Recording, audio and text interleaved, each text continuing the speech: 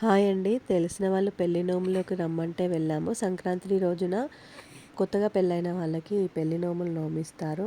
So, ఏంటంటే వీళ్ళు 50-60 రకాల నోములు ప్రతి ఒక్కటి టీ కప్ పైన ఇలా నోట్లాగా పెట్టారు. అంటే ఏ నోముని ఏమని పిలుస్తారనేసి. పెళ్లి నోము అప్పుడు ఎన్ని రకాల నోములైనా నోమించుకోవచ్చండి. తర్వాత సంవత్సరం నుంచి మాత్రం 13 కౌంట్‌గా చేసుకొని ఏదైనా ఒక నోము నోముకుంటారు. వీళ్ళైతే చాలా చేశారు. నాకైతే చాలా నచ్చింది. అందుకోసమే నేను వీడియో తీసుకొని మీ ముందుకు తీసుకొచ్చాను.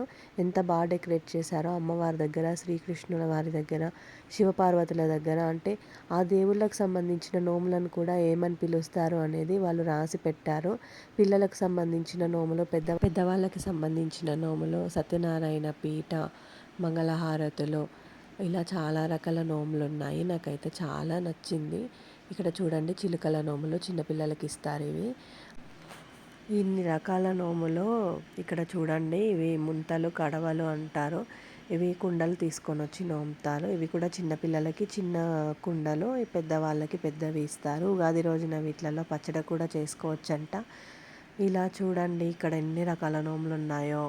రంగు డబ్బాలని, కలశాల నోము కలశాలు ఉన్నాయి. చెరువుల చామంతి, వాటర్లో చామంతి వేశారు.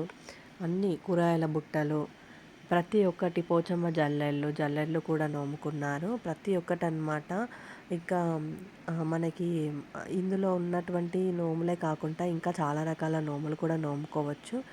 వీటన్నింటినీ ముత్తైదులను చిన్నపిల్లల్ని పిలిచి బొట్టు పెట్టి పెడతారనమాట.